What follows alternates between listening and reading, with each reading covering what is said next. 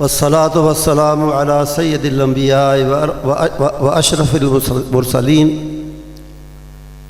سيدنا ونبينا وحبيبنا محمد وعلى آله وصحبه أجمعين. أما بعد فأعوذ بالله من الشيطان الرجيم. لقد من الله على المؤمنين إذ بعث فيهم رسولا من أنفسهم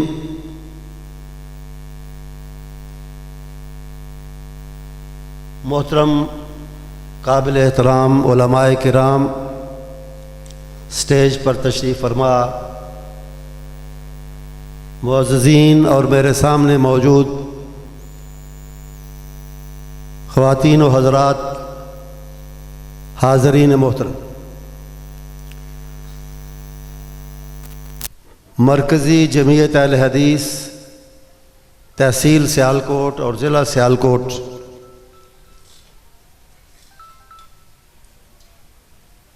کی طرف سے منعقد ہونے والی آج کی پیغام امن کانفرنس میں میں ذکر کرنا چاہوں گا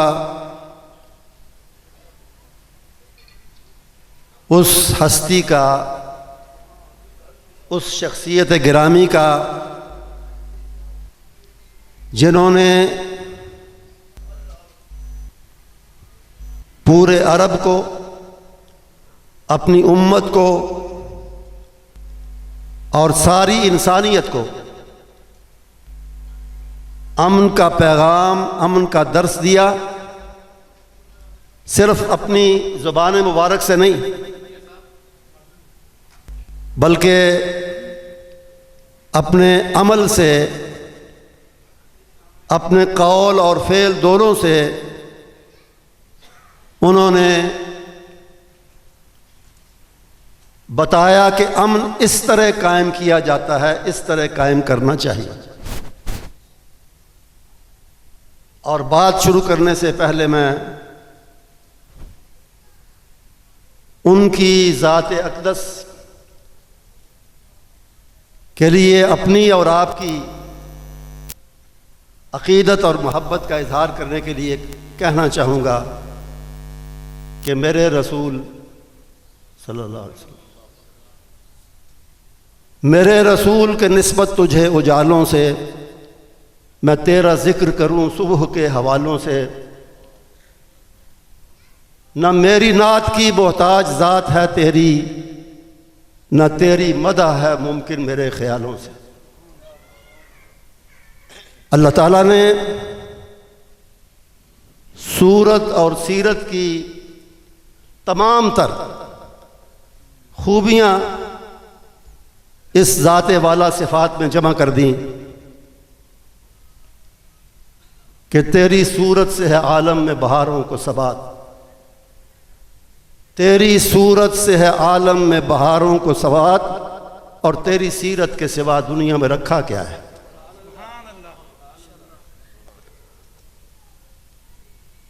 آپ کی زندگی، مبارک زندگی اور سیرت مطہرہ کے بہت سے روشن اور شاندار پہلو ہیں۔ آج بات صرف امن کے حوالے سے ہو رہی ہے۔ نبی محترم صلی اللہ علیہ وسلم نے عطائے نبوت سے پہلے ہی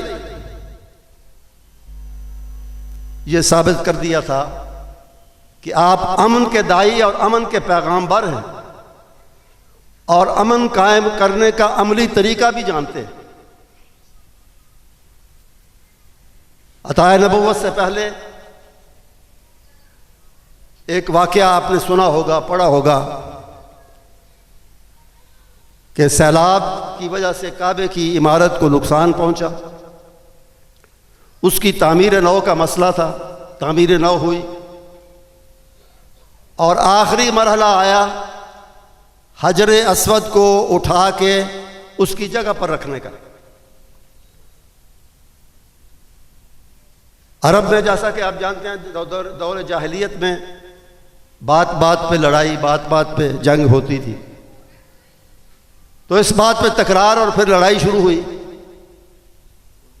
کہ یہ سعادت کون سے قبیلے کا سردار حاصل کرے گا حجر اسود کو اس کی جگہ پر نصب کرنے کی۔ لڑائی کو روکنے کے لیے کسی نے تجویز دی کہ جو شخصیت حرم میں اس وقت کے بعد سب سے پہلے داخل ہو اس سے فیصلہ کرایا جائے۔ اللہ تعالیٰ نبی محترم صلی اللہ علیہ وسلم کو لے کر آیا، اور آپ کو دیکھتے ہی بآواز بلند حاضرین نے کہا جاء الامین جاء الامین، امین آ گئے، امانت دار اور امن دینے والے تشریف لے آئے، اب ہمارا مسئلہ حل ہو جائے۔ آپ نے فرمایا کہ ایک چادر لاؤ، اس میں حجر اسود کو رکھو، سارے مختلف قبیلوں کے اور قریش کی مختلف شاخوں کے جو سردار ہیں وہ اس چادر کو لے کے اس کے مقام تک لے کر جائیں، اور مجھے یہ اختیار دے دو کہ میں سب کی طرف سے اٹھا کر اس کو اس کی جگہ پہ رکھ دوں۔ یہ مکے میں قیام امن کے لیے آپ کا پہلا نمایاں قدم تھا۔ اس کے بعد مکے میں بڑھتی ہوئی بد امنی کو، ظلم و ستم کو، باہر سے آنے والے زائرین اور پردیسیوں کے ساتھ جو کچھ ہوتا تھا، خود مکے کے مظلوم مسکین لوگوں کے ساتھ جو ہوتا تھا، اس کا احساس کچھ لوگوں میں پیدا ہوا، اور انہوں نے ایک معاہدہ کیا جس کو تاریخ حلف الفضول کے نام سے جانتی۔ عربی زبان بڑی عجیب زبان ہے، زیر زبر پیش کے فرق سے بات کہیں کی کہیں چلی جاتی ہے۔ ایک لفظ ہے عشاء، اور اسی کو اگر زبر سے پڑھے تو عشاء۔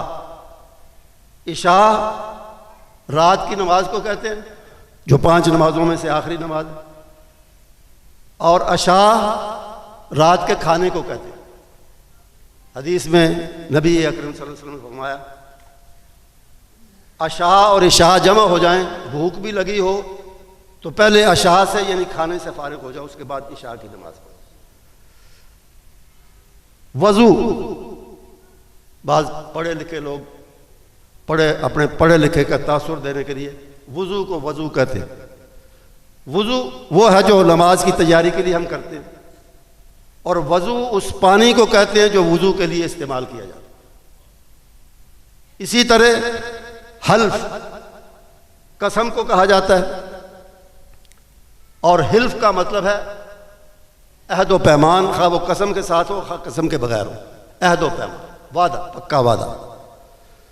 تو یہ حلف الفضول تھا۔ فضول یہ خدا نخواستہ کوئی پنجابی اردو کا فضول نہیں ہے۔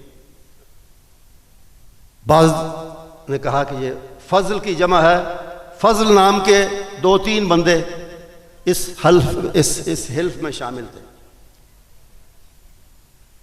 اور بعض نے کہا کہ نہیں، یہ فضول سے مراد ہے اہل فضل کا گروہ، یعنی فضل، کرم یا شرف رکھنے والے لوگ۔ بہرحال یہ ایک معاہدہ تھا مکے میں قیام امن کا، پردیسیوں کی، مظلوموں کی، مسکینوں کی حفاظت کا، ان کو ظلم زیادتی سے بچانے کا، اور اس میں نمایاں کردار کس نے ادا کیا؟ پیغمبر امن رسول مصطفیٰ صلی اللہ علیہ وسلم نے۔ اس کے بعد مدینے میں اسی طرح کے حالات تھے جیسے کہ باقی عرب میں۔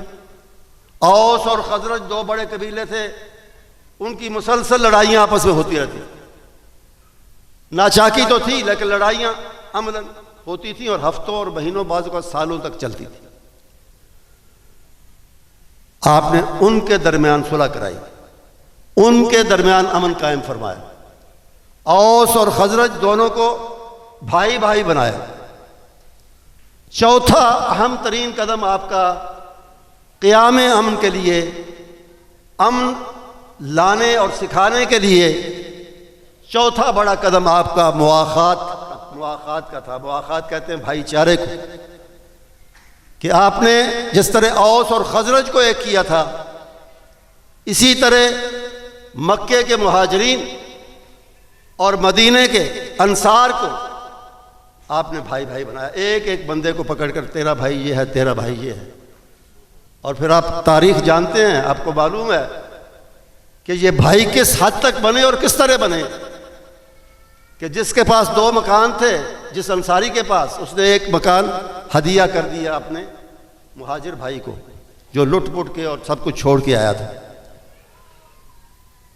جس کے پاس باغات تھے، اس نے اپنے باغات میں،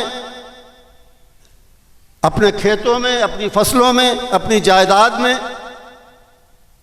اپنے مکانات میں ان کو شریک کیا، بھائیوں کو۔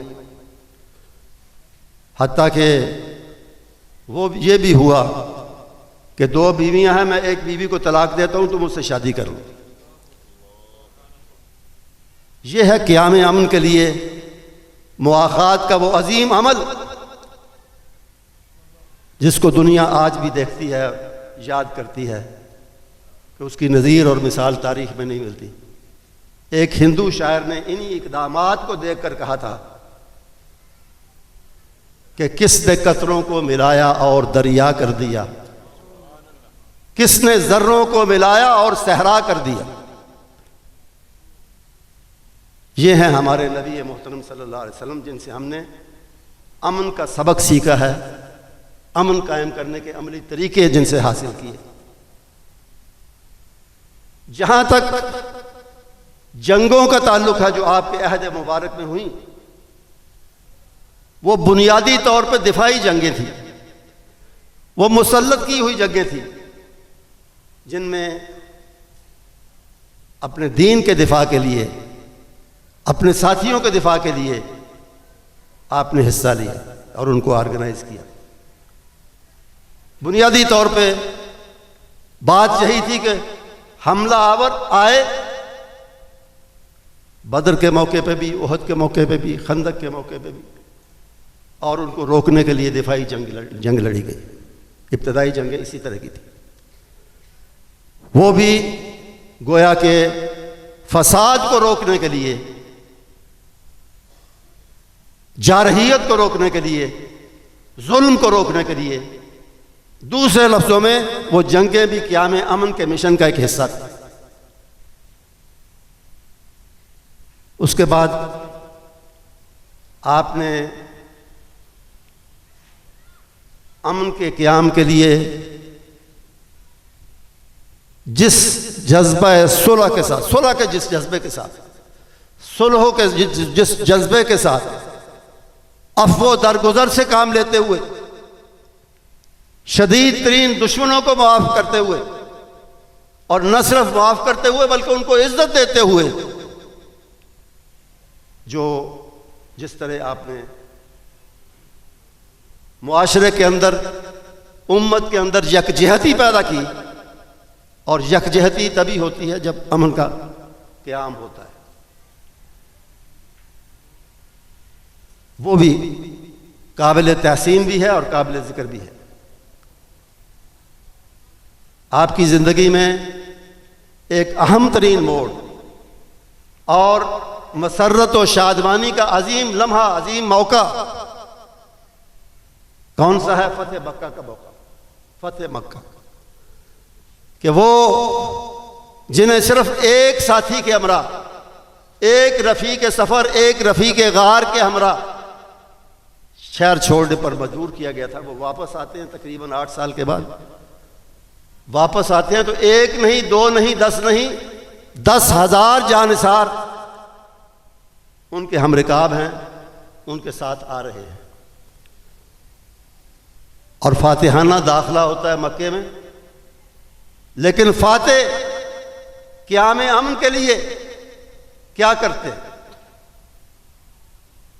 اگر اس وقت آپ کی گردن، آپ کا سر مبارک فخر و غرور سے اکھڑا ہوا ہوتا، تنا ہوا ہوتا، تو یہ ساتھیوں کے لیے ایک پیغام تھا بدامنی کا، خوریزی کا، بدلے لینے کا، لیکن کیا تھا؟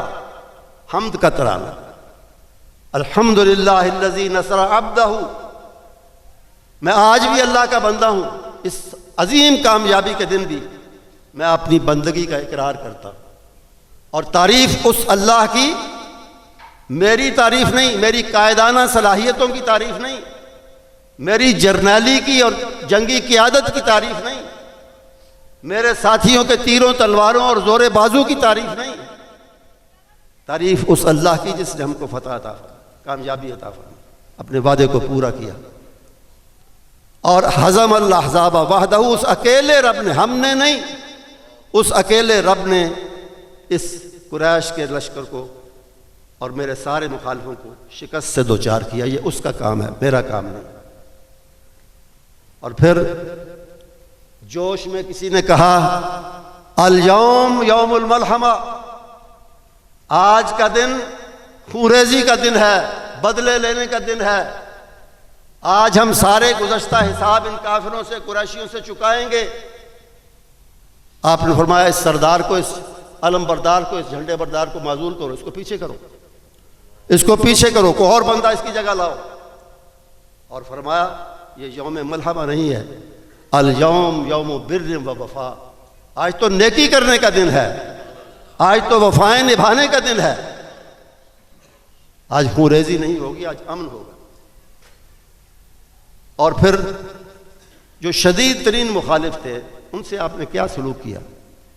امن کے اس داعی نے، امن کے اس پیغمبر نے، امن کے اس پیغام بر نے، امن سکھانے والے نے اپنے شدید ترین دشمنوں سے کیا سلوک کیا؟ وہ جو کہا نا کہ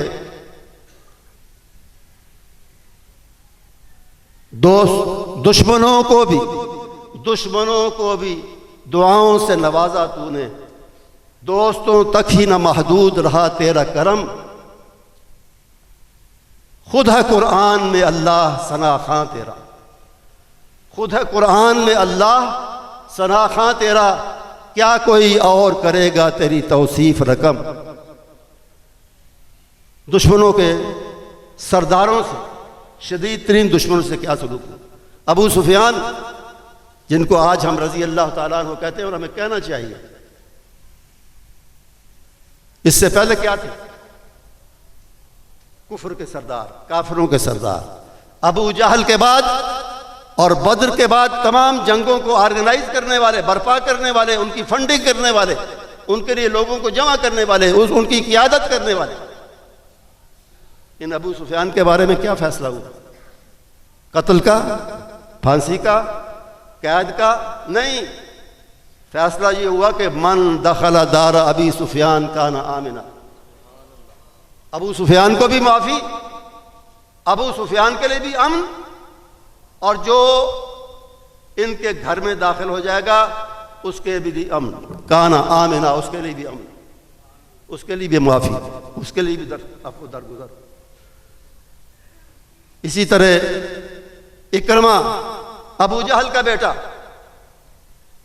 عرب کے دستور، رواج، طریقے کے مطابق اسے یقین تھا کہ سب کو معاف کیا جا سکتا ہے، مجھے معافی نہیں مل سکتی، میں خود بھی دشمنی کرتا رہا اور میرا باپ سب سے بڑا دشمن تھا اسلام کا اور نبی محترم صلی اللہ علیہ وسلم۔ وہ مکہ چھوڑ کے چلا گیا، آپ نے پیغام بھجوایا واپس آؤ، واپس آیا تو تاریخ بتاتی ہے کہ مجلس میں آتے ہوئے اسے دیکھ کر آپ اٹھ کھڑے ہوئے استقبال کے لیے، دشمن بیٹے کے استقبال کے لیے، اور اس تیزی سے اور جوش سے اٹھے کہ کندھوں پر جو چادر تھی وہ زمین پر گر گئی۔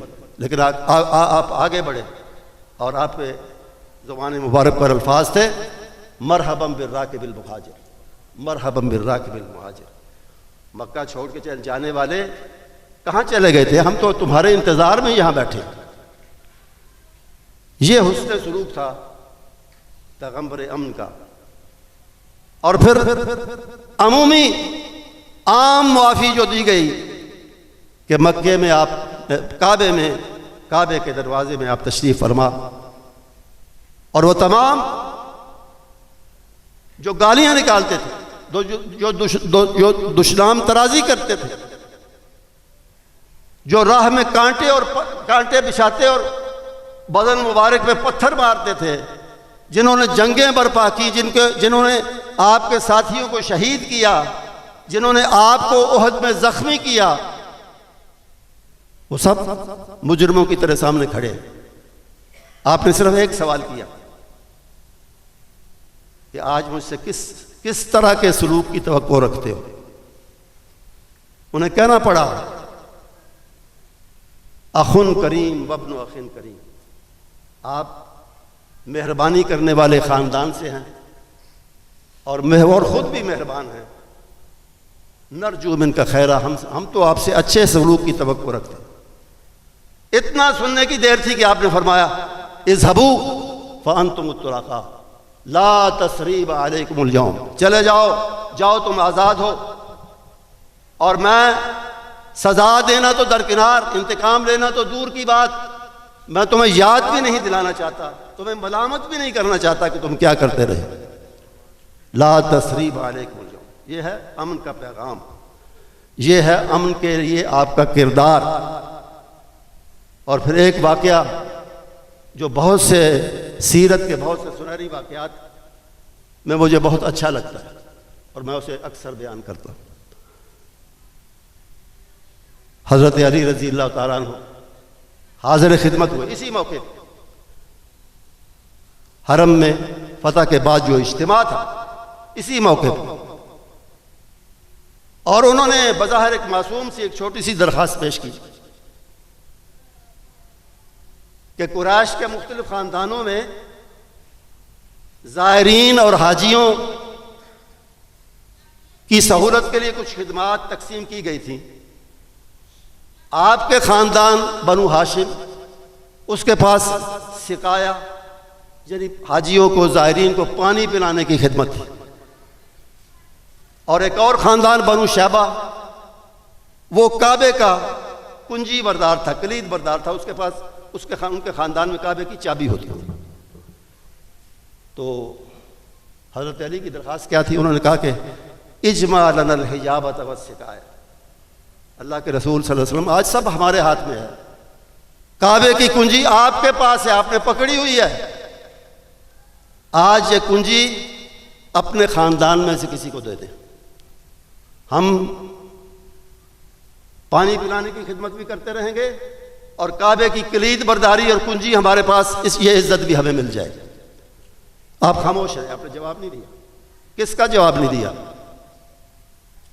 اپنے کزن، اپنے داماد، اپنے عزیز ترین ساتھیوں میں سے اپنے ایک بہت بڑے جانثار کا کہ سوال کا جواب نہیں دیا آپ نے۔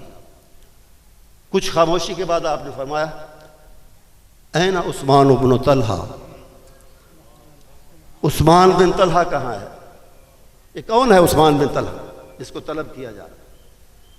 یہ وہی بنو شیبہ کا سینئر ممبر اور کعبے کا کلید بردار ہے جس کے پاس کنجی تھی، اور یہ وہ تھا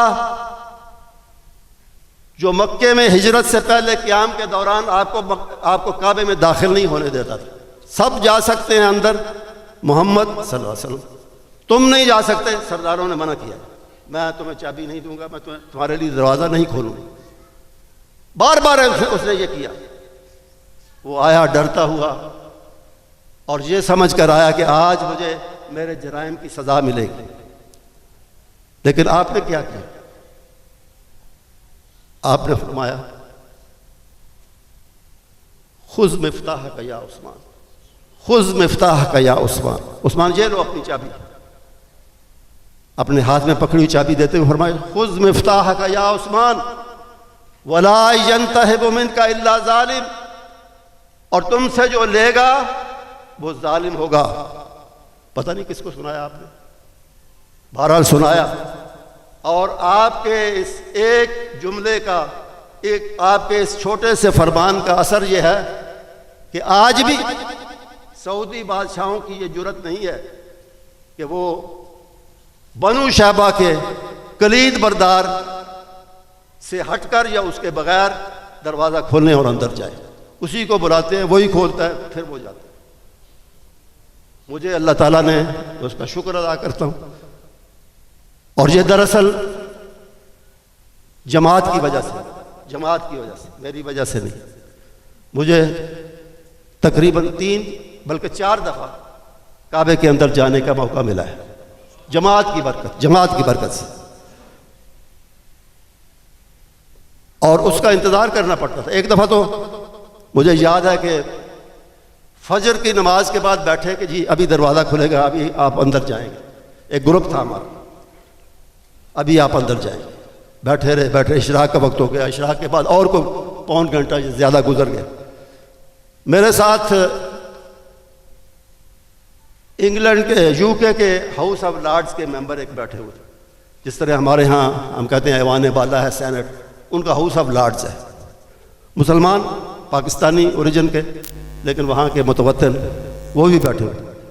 وہ کہنے لگے کہ مجھے حاجت ہو رہی ہے واش روم جانے کی، لیکن میں جاؤں گا نہیں۔ میں کہا بابا تمہاری نماز نہیں ہوگی اندر جا کے۔ اس نے کہا نہیں میں نہیں جاؤں گا، کیا پتہ میں اٹھ کے جاؤں اور وہ بوڑھا آ جائے، دروازہ کھولے اور آپ لوگ اندر چلے جائیں، میں پیچھے رہ جاؤں۔ تو اس کا انتظار کرنا پڑا ہمیں کو 1.5-2 گھنٹے۔ وہ آیا، اس نے آ کے دروازہ کھولا، پھر ہم اندر۔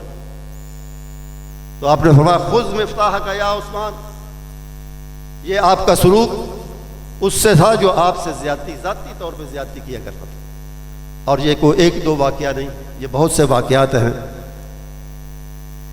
کہ عفو درگزر کے ہتھیار سے کام لے کر آپ نے صلح اور امن قائم کرنے کا طریقہ بتایا اور قائم کر کے دکھایا۔ تو میں آخر میں یہی کہوں گا کہ اس درس امن کو دینے والے جو ہیں ان کے لیے اپنے دلوں میں اور مزید محبت بھی پیدا کریں، ان کے لیے درود پاک کی کثرت بھی کریں اور دعا بھی کریں کہ اللہ تعالی ہم کو، ہماری جماعت کو امن کے داعی اور عملی طور پر امن اپنے ملک میں اور دنیا میں قائم کرنے والے بنائے اور رکھے۔ وآخر دعوانا ان الحمد للہ رب العالمین۔